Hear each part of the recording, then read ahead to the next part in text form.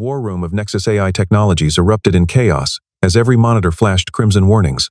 Victoria Ashworth stood frozen at the center of the storm, her designer heels rooted to the floor, while $500 million in artificial intelligence infrastructure collapsed around her.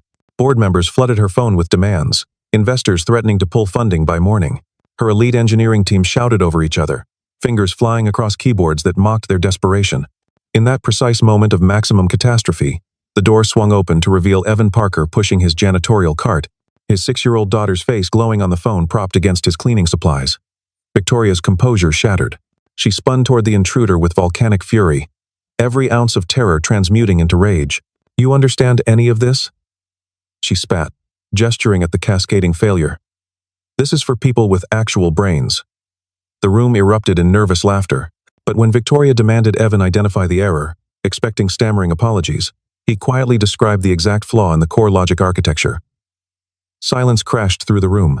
Victoria Ashworth stood paralyzed, her world tilting on its axis. 12 hours earlier, Evan Parker woke in darkness to the familiar symphony of a cramped apartment, fighting against the Minnesota winter. The radiator clanked its morning protest, while frost crawled across the single window overlooking the parking lot of Riverside Apartments in St. Paul. He moved through shadows with practiced quiet, careful not to wake Lily before her alarm. The kitchen occupied one corner of the main room, separated from the sleeping area by a bookshelf he had built from salvaged wood. Every surface gleamed despite aged appliances and cracked linoleum.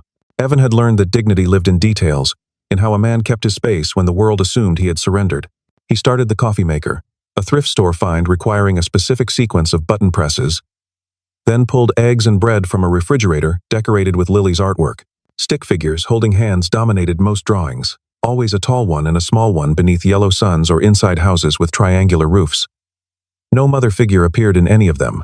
Lily had been 3 when Sarah died, too young for memories but old enough to sense the absence. Evan cracked eggs into a pan, his mind cataloging the day ahead.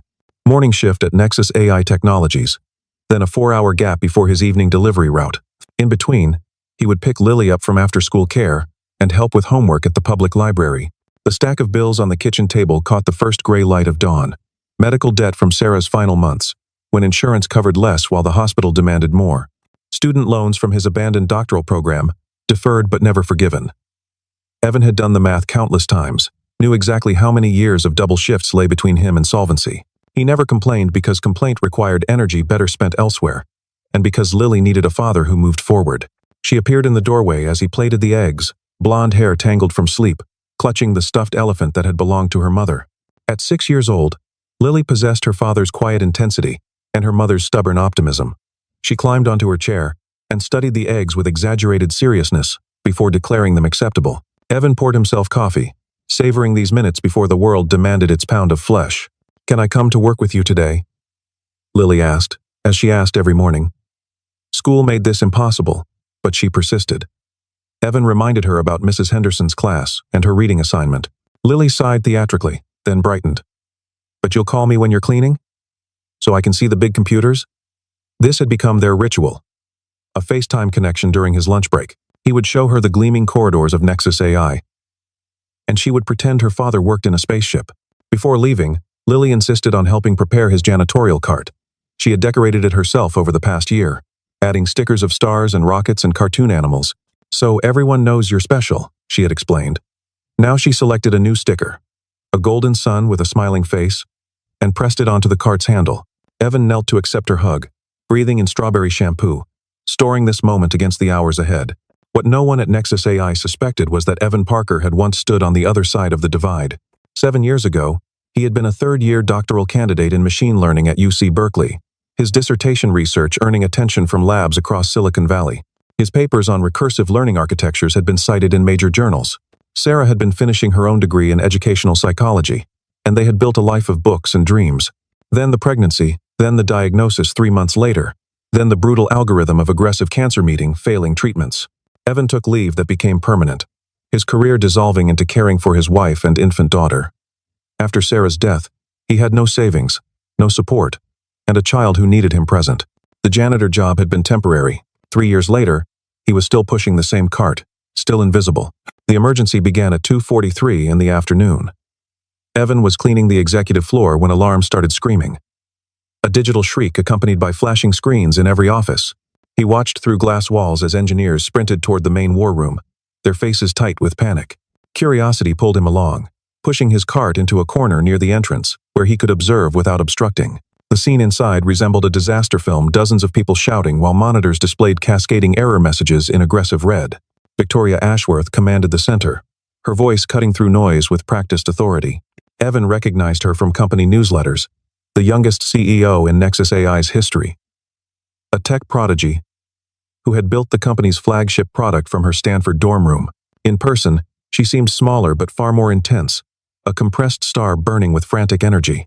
She demanded explanations no one could provide, threatening consequences everyone feared. The $500 million Prometheus project, 3 years of development, was collapsing in real time. Evan watched the engineers argue, his trained mind automatically parsing their technical shorthand. They were looking in the wrong places, chasing symptoms rather than causes.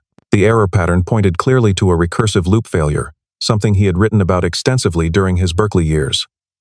He could see the solution taking shape, elegant and obvious, but said nothing. His job was emptying trash cans. His job was invisibility. His job was protecting the fragile stability he had built for Lily. Then Lily's face appeared on his phone. Her scheduled FaceTime call. She wanted to see the spaceship computers, and Evan angled his phone to show her the blinking lights. But Lily noticed the distress around him. "Why are they sad, Daddy?" Evan tried to explain that the computers were sick, and people were trying to help. "Can't you help them?" Lily asked. "You know about computers. You told me you used to teach them things."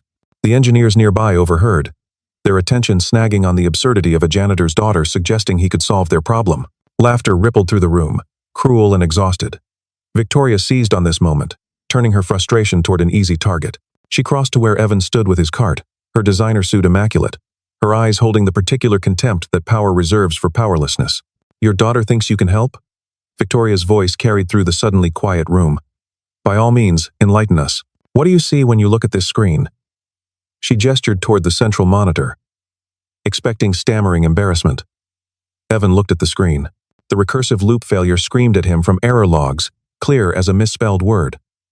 He could remain silent, accept mockery, preserve invisibility. But Lily was watching, waiting to see what her father would do. "The cascade originates in your memory allocation subroutine," he said quietly. "You've created a circular dependency in the neural pathway initialization. The system is calling a function that references itself before completion, creating infinite regress that overwhelms buffer capacity. You need to restructure the initialization sequence to establish base parameters before recursive calls begin." The silence that followed contained a different quality than mockery. Evan watched understanding dawn on faces around the room, engineers recognizing truth in what he described, recognizing also the impossibility of a janitor possessing such knowledge. Victoria stood frozen, her planned humiliation reflected back as confusion and the first stirrings of shame. Lily's voice broke through the phone speaker, bright with pride. "See, Daddy? I told them you could help." Victoria Ashworth did not become CEO by accepting embarrassment gracefully. The shock of Evan's diagnosis transformed into defensive fury, a need to reassert dominance. She stepped closer to him, close enough to smell expensive perfume cutting through recycled air. "Anyone can parrot technical terminology they overheard," she said loudly.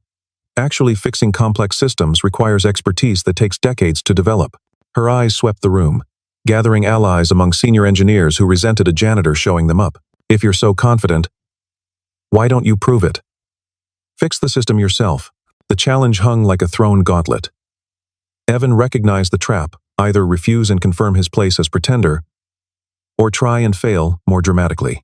Victoria was betting $500 million that a janitor couldn't back up his words. Several engineers shifted uncomfortably. One young woman with tired eyes started to object. "Miss Ashworth, maybe we should focus on the problem." Victoria silenced her with a look that could freeze Minnesota winter solid. "I'm waiting," Victoria said. "Unless your expertise ends at description." She pulled $1,000 from her wallet, crisp hundreds fanned like a poker hand. "I'll bet this against your next month's salary that you can't do anything useful." Evan looked at the money, then the screen, then his phone where Lily watched with wide eyes. His daughter believed he could do anything. He had worked hard to earn that faith, staying up late for homework, building her bookshelf when they couldn't afford one. But this was stepping out of shadows, exposing himself to scrutiny that could cost Lily the stability she needed. "Daddy." Lily's voice came through small but certain. "Remember what you told me about being brave?" That brave isn't not being scared. Brave is doing the right thing even when you're scared? The words were his own, offered during a thunderstorm when she had crawled into his bed trembling. Hearing them reflected back. Something shifted in his chest. He handed his phone to the young engineer who had tried to defend him. "Could you hold this?" "So she can see." The engineer took it carefully. Angling toward the central workstation, Evan approached the keyboard where Victoria stood. And for a moment they were close enough to touch CEO and Janitor, power and poverty, pride and quiet determination.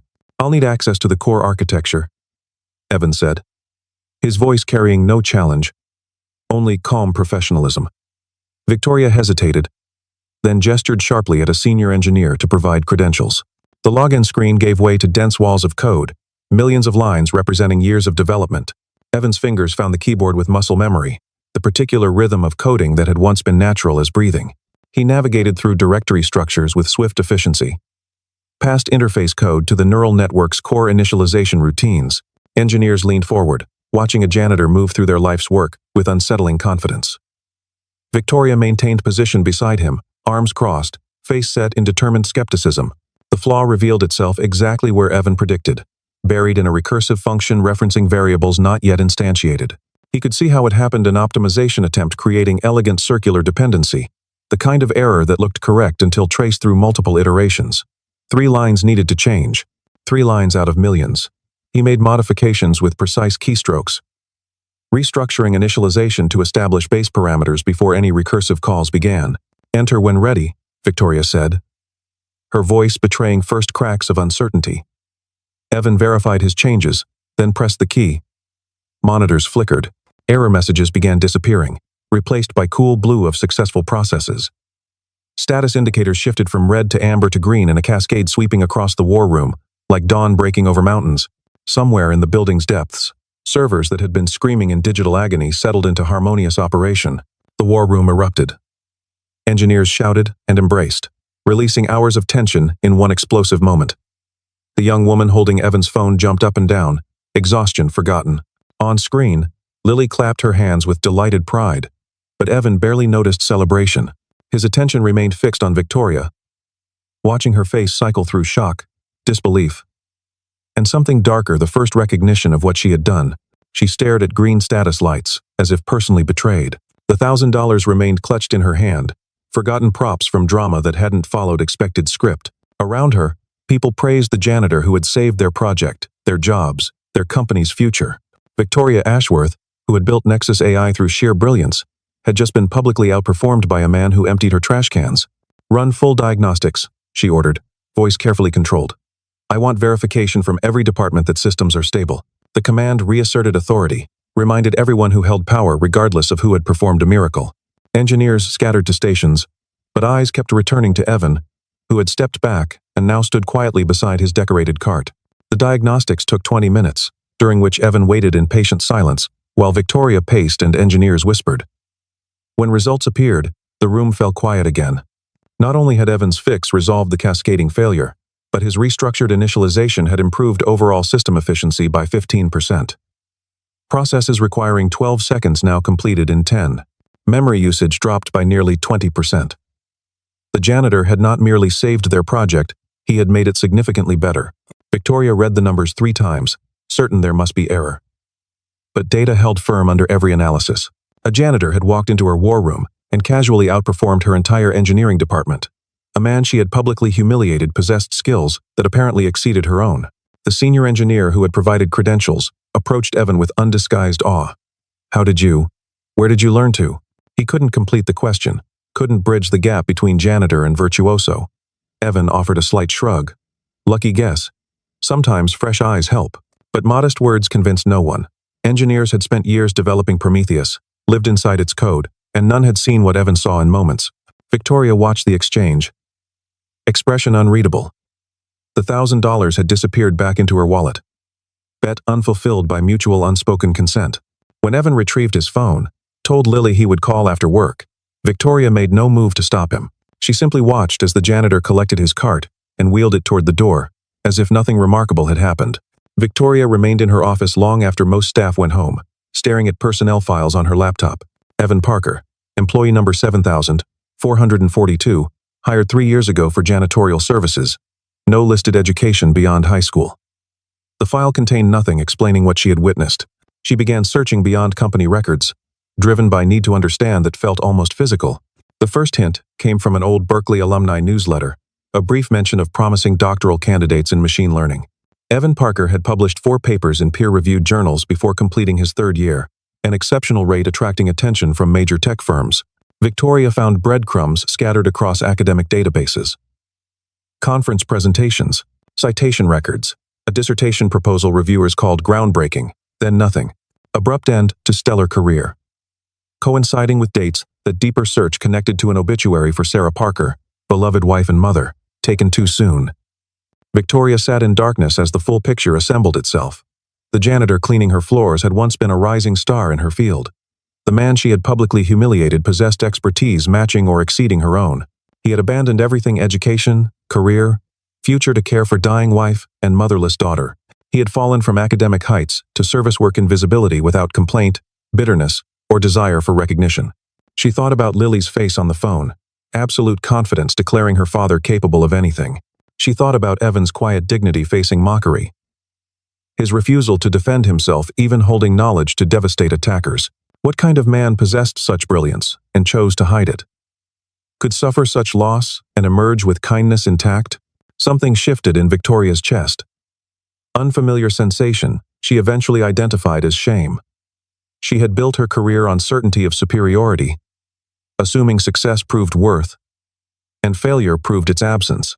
Evan Parker challenged every premise justifying her treatment of people she considered beneath her. He was brilliant and humble, devastated and functional, invisible by choice, not limitation. Everything she believed about achievement and value began cracking under weight of his example. The following morning, Victoria found herself watching for Evan's arrival through her office window. She observed him park his aging sedan, retrieve his decorated cart, move through security with a wave to the guard, who knew his name. She watched him begin rounds on first floor, methodical and thorough, treating every task with disproportionate respect. When he FaceTimed Lily during lunch, showing her gleaming corridors as promised, Victoria had to turn away from the window to manage pressure building behind her eyes. 2 days after the war room incident, Victoria did something unprecedented. She left the executive floor and descended to maintenance level, past loading docks and storage rooms, to the small break area where janitorial staff gathered.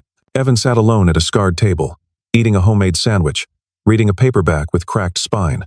He looked up when she entered, expression neutral but watchful, prepared for whatever new humiliation this visit might bring. "May I sit?" Victoria asked, voice sounding strange against concrete walls and fluorescent lights. Evan gestured to the chair across from him, and she lowered herself carefully, smoothing her skirt against cheap plastic. They sat in silence, 2 people from opposite ends of invisible spectrum, neither certain how to bridge the gap. "I owe you an apology," Victoria said finally. "What I did in the war room was inexcusable. I was frightened and overwhelmed. But that doesn't justify how I treated you." The words felt inadequate, but Evan's face softened slightly, wariness giving way to something more open. "I understand pressure," he said. "I understand making mistakes when everything feels like it's falling apart." His voice held no accusation. He was offering grace without conditions.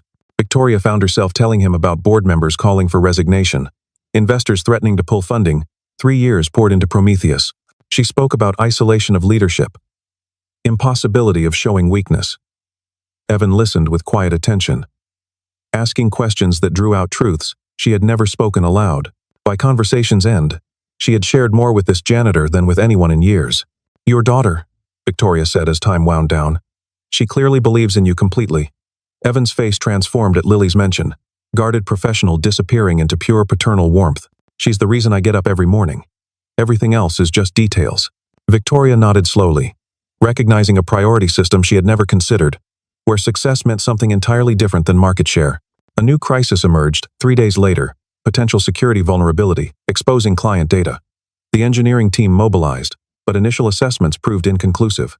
Victoria found herself thinking of Evan, of clarity he brought to previous catastrophe. Before second-guessing, she sent a message asking if he could join diagnostics. Evan arrived at the war room in janitorial uniform, pushing his cart with constellation of Lily's stickers. Engineers' reactions ranged from surprise to resentment, but Victoria's authority silenced objections. and soon Evan stood before monitors, studying the new threat with familiar intensity. The collaboration surprised everyone. Evan possessed not only diagnostic brilliance, but ability to explain complex concepts in accessible terms. Victoria watched him work with engineers, drawing out their best thinking while contributing consistently valuable insights. The dynamic shifted from CEO and employee to something closer to partnership. Over following weeks, collaborative sessions became regular. Victoria summoned Evan for technical consultations, and he arrived with cart and quiet competence, contributing without ego, then returning to cleaning, as if nothing unusual occurred. The arrangement made no formal sense. Janitor as technical advisor, but worked with effectiveness defying organizational charts. Conversations expanded beyond technical matters. Evan spoke about Sarah with tenderness that made Victoria's chest ache, about building a life together, about devastating speed of losing her. He spoke about Lily, about terror of single parenthood, about daily miracle of watching her grow. Victoria shared her own loneliness, romantic relationships sacrificed to ambition, family connections withered by neglect. They were both isolated differently, both carrying invisible burdens. Attraction crept up on Victoria without warning, heightened awareness of Evan's presence, preoccupation with his opinions, simple admission that she looked forward to seeing him in ways she had never experienced. She resisted, tried burying it beneath professionalism. CEO developing feelings for Janitor would fuel damaging gossip. But emotions proved resistant to corporate logic. Evan's feelings developed along parallel tracks, though more carefully hidden. He had loved Sarah completely, assumed that chapter closed permanently. But Victoria surprised him with vulnerability beneath polished exterior, genuine desire to grow past limitations. He saw her learning to treat people with kindness, implementing policies valuing workers beyond productivity. She was becoming someone different under his influence, and he found transformation beautiful. The breaking point came during a quarterly board meeting Victoria had dreaded for weeks. Several members, led by venture capitalist Harrison Blake, had been agitating to remove her as CEO, citing Prometheus crisis as evidence of failed leadership. They did not know a janitor had solved the crisis. To them, Victoria had simply managed resolution through unquestioned means, but Harrison Blake had hired external consultants to analyze the Prometheus fix. What he discovered became a weapon. During the board meeting, broadcast on video conference worldwide, Blake revealed the solution had come from janitorial staff. The implication was clear: if janitors saved flagship products, what did that say about leadership? The board's reaction was immediate. Directors who supported Victoria began wavering. Questions multiplied about judgment, hiring practices, ability to maintain a company where such situations occurred. Blake proposed a no-confidence motion, suggesting replacement by more qualified leadership. In that moment, with career crumbling, Victoria faced choice. She could deflect blame onto Evan, characterize his involvement as aberration, throw him to wolves to save herself. Or she could tell truth. Evan watched the board meeting from maintenance office monitor, alerted by a sympathetic engineer. He saw Victoria's face as accusations mounted, calculations behind her eyes. He knew what pragmatic choice looked like, knew protecting him would likely cost everything she built. Part of him wished he had remained invisible. Let engineers take credit. Never stepped forward. When Victoria's voice came through speakers, Evan braced for inevitable. But words that followed shattered every expectation. Victoria described Evan's qualifications, his Berkeley research, his published papers, the expertise he brought to crisis. She explained she had been cultivating his talents, recognizing extraordinary ability wherever it appeared. Then she said something making Evan's breath catch. Evan Parker represents exactly the thinking this company needs. Intelligence does not care about job titles. Brilliance appears where it appears. My job as CEO is recognizing it and creating conditions where it flourishes. If you remove me for doing exactly that, you will make a profound mistake. The meeting ended without resolution, motion tabled for discussion. But damage was done. Evan had been exposed, privacy stripped away, invisible life thrust into corporate spotlight. He sat in maintenance office long after monitor went dark, processing implications. She had chosen his reputation over her survival. She had defended him when silence would have been safer. She had, in a room full of powerful people, declared him worthy. Lily noticed something had changed when Evan picked her up from school. His face held expressions she couldn't name: worry, wonder, something almost like hope. She asked if he was okay, using the serious tone learned from their conversations about feelings. Evan knelt to her level and told her something complicated had happened at work.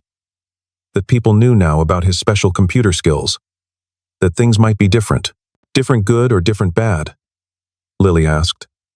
Evan considered with honesty he always tried giving her. I don't know yet.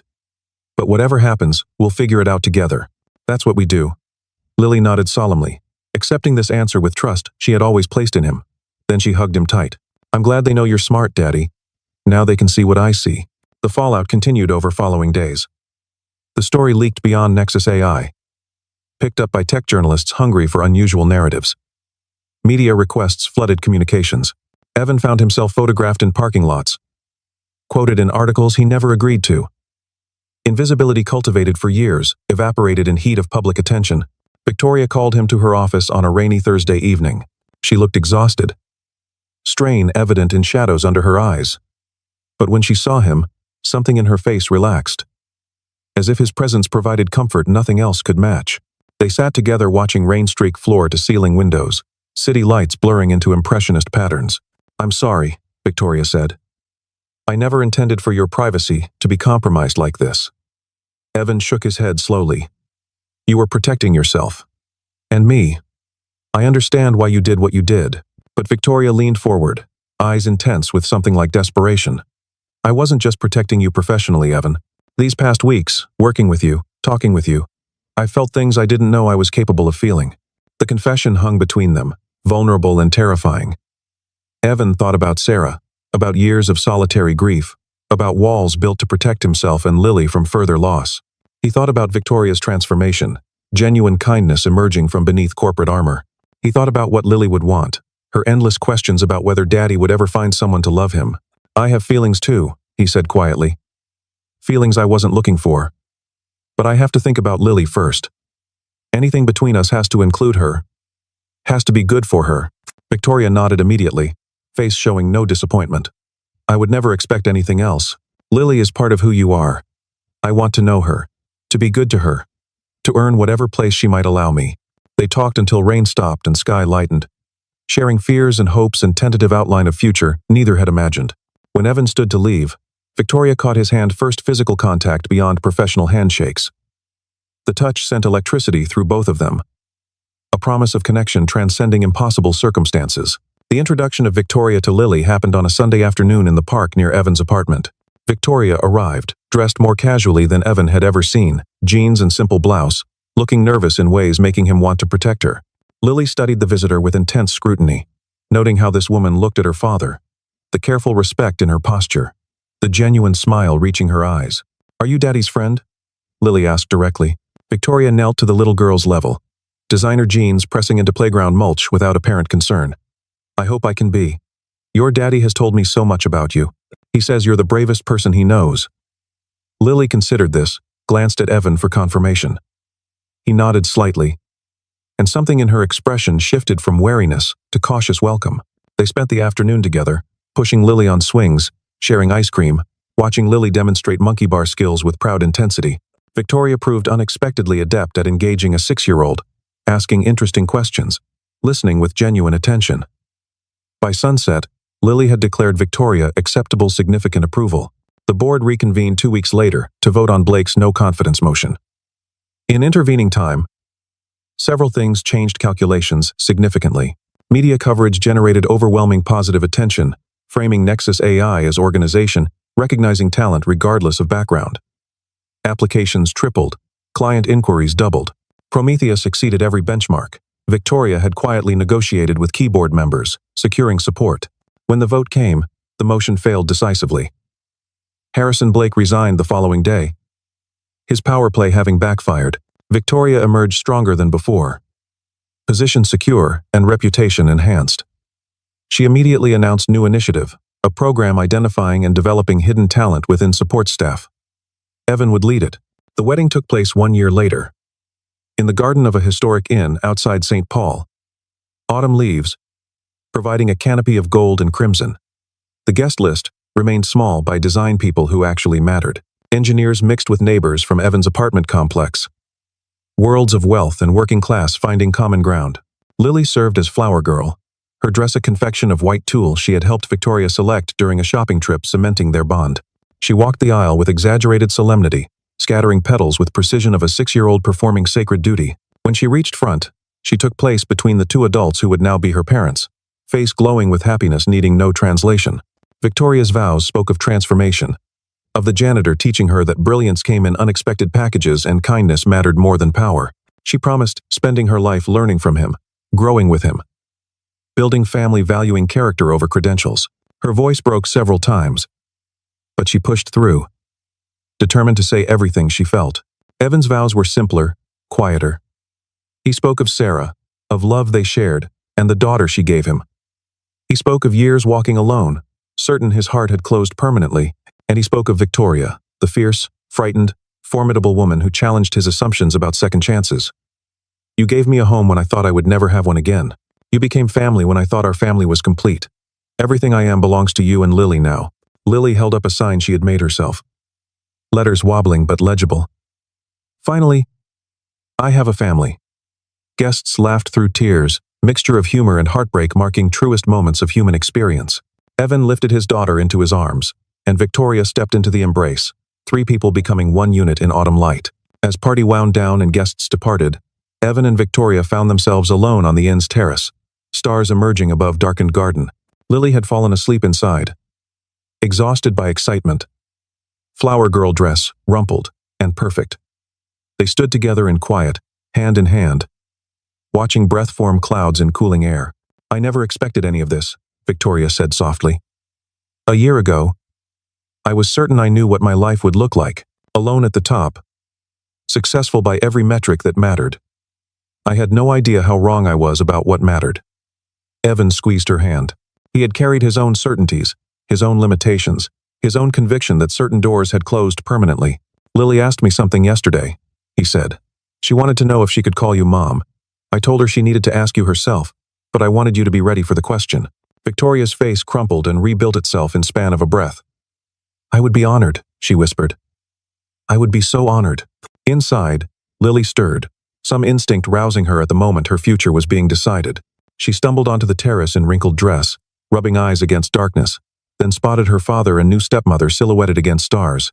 She crossed to them with unsteady determination, and they parted to make room between them. I love you, Daddy, Lily murmured into Evan's chest. I love you, Mommy, she added, testing the word for first time, finding it natural on her tongue.